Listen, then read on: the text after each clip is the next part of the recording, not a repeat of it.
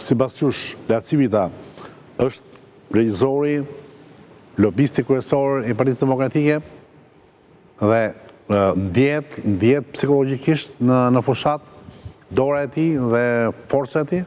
Shiko, Zhe, unë kam qenë një nga ata shqiptarë që kam shpall një anshmërinë time me presidentin Donald Trump dhe jam njohës shumë i mirë i fushatës së Shtetet Bashkuara të Amerikës. Kam shpall të një anshmëri për 3 parime, Zoti, familja dhe kombi.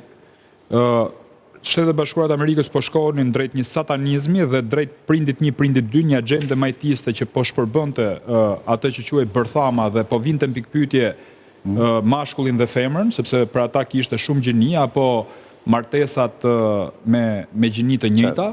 Kështu që pranë këtë këndvështrim, Kris Lacivita ka qenë një nga njerëzit më të rëndësishëm në fushatën e Donald Trump bashkë me Suzin, e cila drejton sot kabinetin e shtëpisë Bardh. Me të thënë drejtën, unë kam qenë një nga ata njerëz që jam habit se si ky njeri erdhi në Shqipëri, sepse fillimisht thonin që Shqipëria është një vend i parëndësishëm, një pikë ujë në oqean, nuk do ketë mesazhe nga Shtetet Bashkuara të Amerikës që ai të vi këtu, nuk besoj që është vetëm thjesht një lobist. Unë mendoj që është një mesazh nga SBA të ardhja e tij këtu dhe ai është një mesazh nga SBA.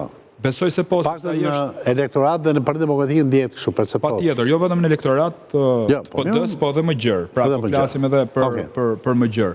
Ai është një strateg i Pra tani Shtetet Bashkuara të Amerikës janë me demokratët.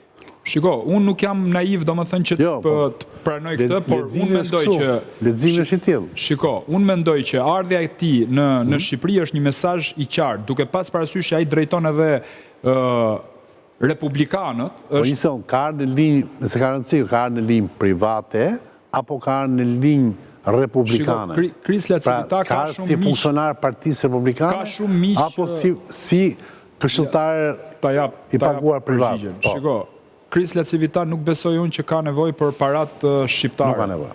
Absolutisht. Unë gjykoj që Rama po lund strategjikisht gabim duke godit Kris Lacivita, sepse ne kemi parasysh që Kris Lacivita është një nga njerëzit që ka shumë miq në FBI, për shembull, kur Rama nuk i ka punët mirë. Mos hapemi, bëhet më thuaj konceptin. Ja, koncepti është McGonigal. Ky është koncepti. Sepse Kris Lacivita me lobingun që ka dhe me një që ka... Nëse Rama gabon. Unë besoj, këtë po them pra. Dhe unë dua që të merë me këtë. Pastaj, krahasimi me tim, tani po e gjej, këtë latif e tjerë, kjo është banale. Unë pres diçka më shumë nga metafora Ramës, me që ka shkrujt në fillim.